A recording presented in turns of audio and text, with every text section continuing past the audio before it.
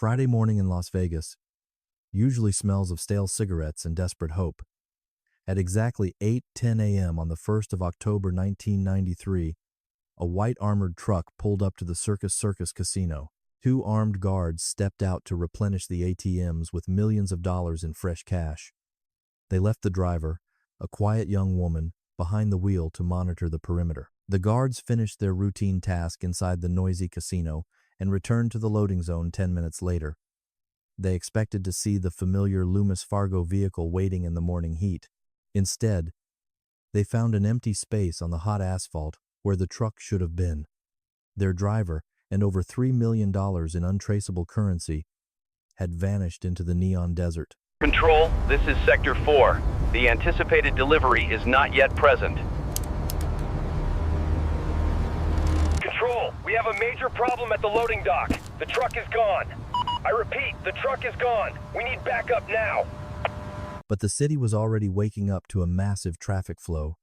A 3-ton armored vehicle had become a ghost in broad daylight. Hours later, detectives located the abandoned truck in a rented industrial warehouse on the outskirts of the city. The heavy steel doors of the vehicle were wide open, revealing a hollow interior that mocked the investigators. The millions of dollars were gone, replaced only by the silence of a perfectly executed disappearance. There were no signs of a struggle or any forced entry at the scene. The focus of the FBI immediately turned to the young woman behind the wheel that morning in October. Heather Tallchief was only 21 years old with a clean record and a professional background in nursing. Her coworkers described her as a plain and unremarkable employee who followed every rule without question. She was the last person anyone expected to pull off the heist of the century. Surveillance footage from the casino provided very few clues to the path she had taken after leaving the curb. The investigators realized that the warehouse had been rented weeks in advance under a series of sophisticated false identities. This was not a spontaneous act of a disgruntled worker, but a calculated strike.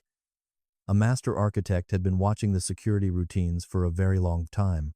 $3.1 million in cash weighs a significant amount and takes up considerable physical space in a vehicle. To move that much money so quickly required a team and a very specific logistical plan for escape. The authorities began to suspect that Heather was not working alone in this high-stakes gamble. They searched for a shadow moving behind the scenes of her quiet life. Reports began to surface of a private jet departing from a small airfield shortly after the truck was abandoned. Witnesses mentioned a couple who looked like elderly tourists traveling with several heavy suitcases and a wheelchair. The clever use of disguises allowed the fugitives to pass through the airport security without raising any suspicion. They were playing a role in a script written by a professional. By the time the federal agents raided her apartment, every trace of her existence had been scrubbed clean. There were no photos, no personal letters, and no fingerprints left on the cold surfaces of the room. It was as if Heather Tallchief had never existed in the physical world at all. The police were chasing a phantom across a trail that ended at the border. The heist at Circus remains one of the most audacious crimes in the history of the state of Nevada. It exposed a massive vulnerability in the armored transport industry that relied too heavily on employee trust. While the sirens wailed across the desert, the stolen millions were already crossing the international waters. The hunt for the most famous female fugitive in America had officially begun. Investigators looked into the financial records of Loomis Fargo to see if any other employees were involved. They questioned the guards who were left on the sidewalk, but their confusion and shock were clearly genuine. The company faced a public relations nightmare as the story dominated the national news cycle for weeks. Everyone wanted to know how a young nurse became a multi-millionaire overnight. Deep within the files of the FBI, a name began to emerge as a possible link to Heather. Roberto Solis was a convicted murderer and a master manipulator with a history of occult interests. He was a man who used poetry and mystery to trap the vulnerable in his web. The police realized that the heist was just the first act of a very dark play. Heather Tallchief was 20 years old, a nurse in San Francisco, feeling like a ghost in her own life. She worked long hours for little pay, navigating a world that seemed entirely indifferent to her silent struggles. The city was cold and expensive, leaving her vulnerable and searching for a deeper meaning or a spark of true excitement. She was the perfect target for a master manipulator. Then came Roberto Solis, a man with a dark past and a dangerously silver tongue that spoke of magic. He was much older than Heather, a convicted murderer who had been paroled after a botched armored car robbery decades ago.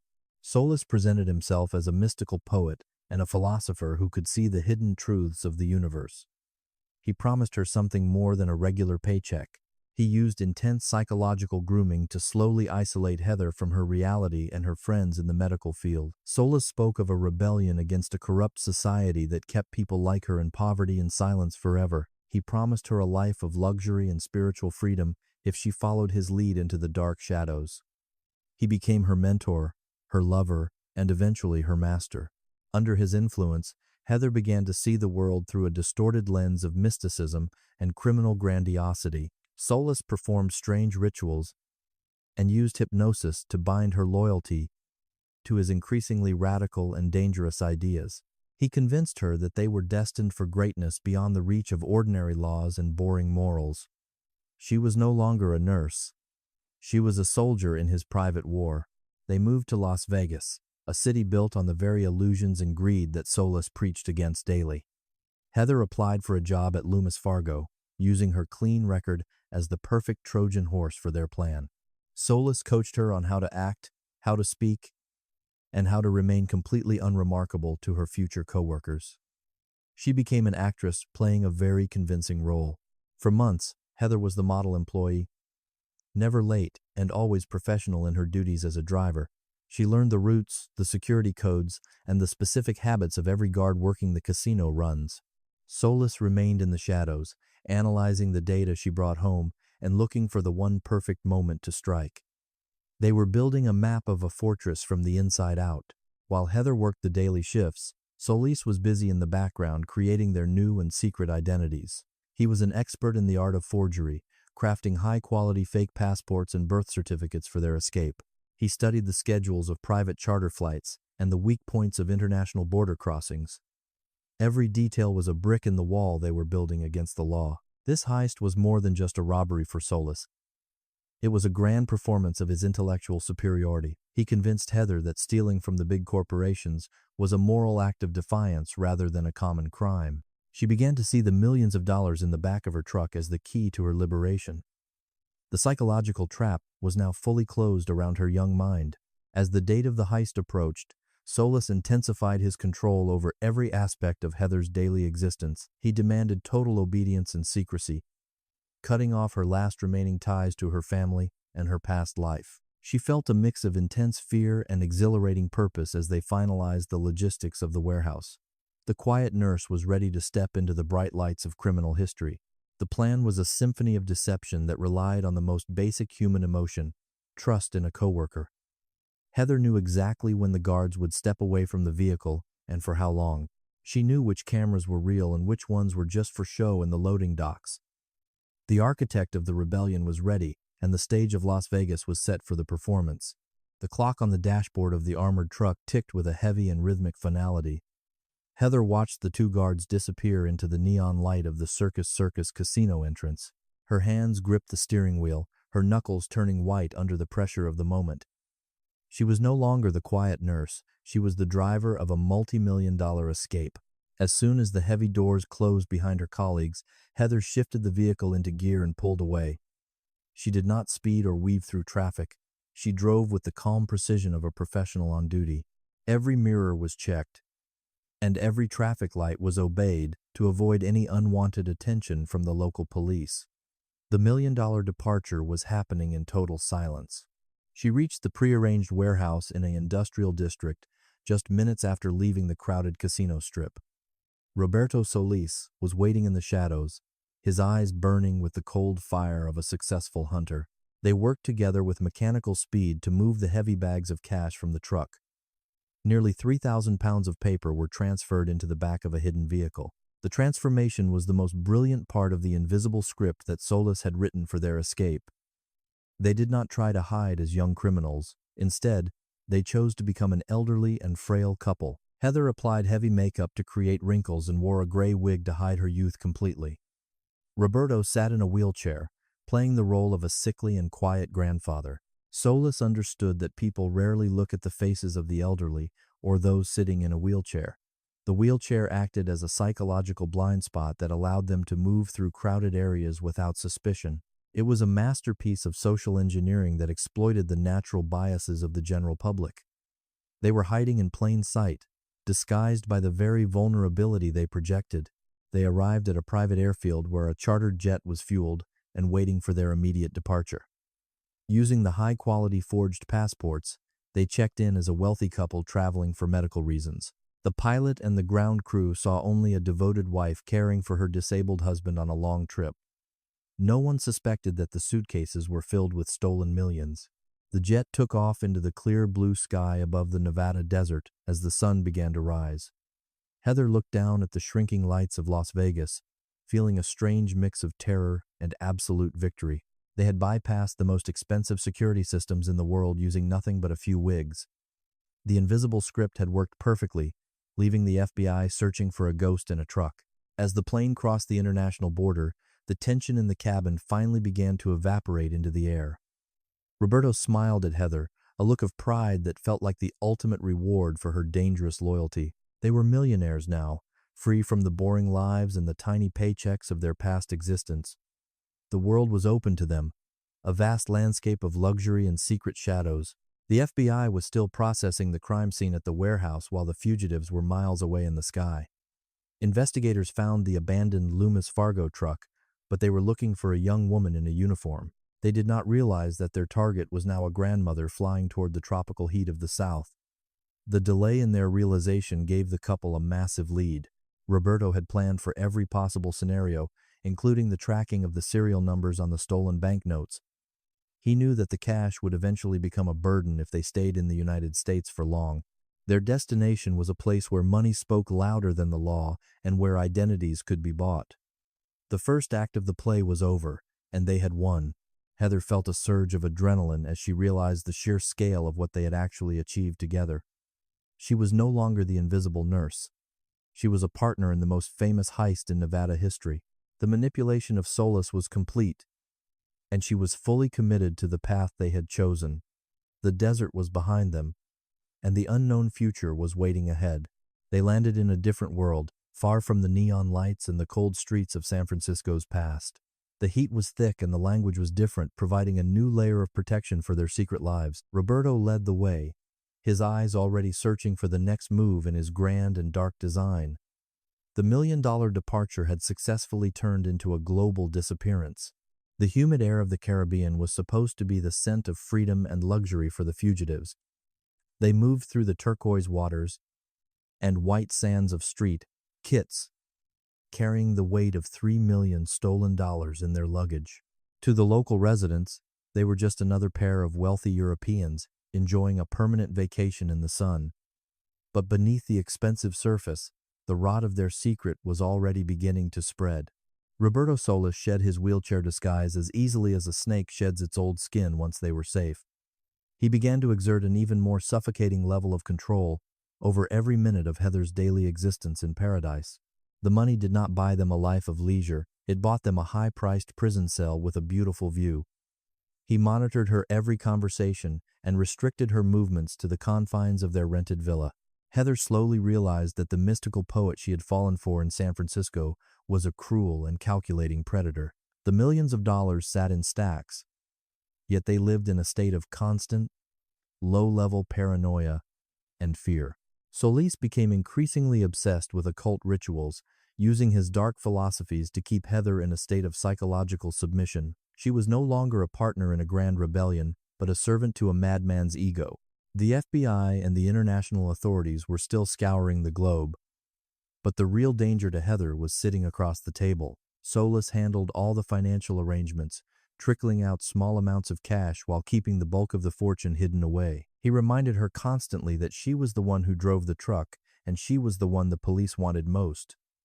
He used her legal vulnerability as a psychological chain to keep her close. Everything changed when Heather discovered she was pregnant with Solis's child amidst the isolation of their tropical hideout. The birth of her son brought a sudden and sharp clarity to her world that the stolen millions never could. She looked at the innocent face of her child and realized he was being born into a life of shadows and lies. The maternal instinct began to override the years of intense grooming and brainwashing she had endured.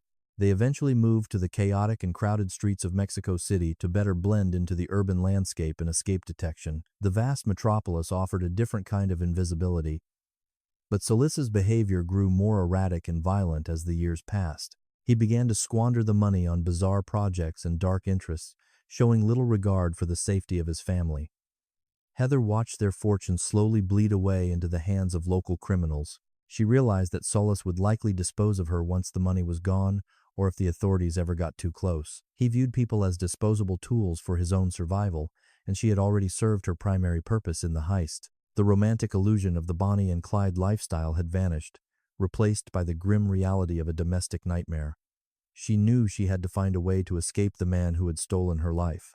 In a quiet moment of desperate bravery, Heather began to squirrel away small amounts of cash from their dwindling supply for her own. She waited for the perfect opportunity when Solis was distracted by his own dark obsessions or business dealings in the city. She was planning a second heist, but this time she was stealing back her own soul and her son's future. The stakes were far higher than a truck full of unnumbered banknotes. One morning, while the master manipulator was away, Heather took her young son and walked out of their shared life forever. She left behind the remaining millions and the man who had controlled her every thought for nearly a decade of time. She vanished into the deep heart of Mexico, using the same skills of invisibility that Solis had taught her so well. The puppet had finally cut her strings and was moving into the light of her own path. For the next several years, she lived a humble and quiet life under a new name in various small towns across the country. She worked menial jobs to support her son, ensuring he had a normal childhood far away from the world of crime. The FBI still had her face on their posters, but they were looking for a glamorous thief, not a tired mother. She was a ghost living among ghosts, waiting for the right moment to finally face the music. For 12 long years, the name Heather Tallchief was a whisper in the cold files of the Federal Bureau of Investigation.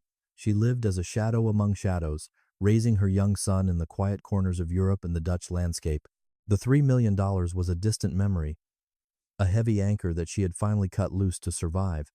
She was no longer the girl in the armored truck. Her son was growing older and started asking the difficult questions that every mother eventually fears in her heart. He needed a passport, a real name, and a history that did not involve fake IDs and secret midnight moves.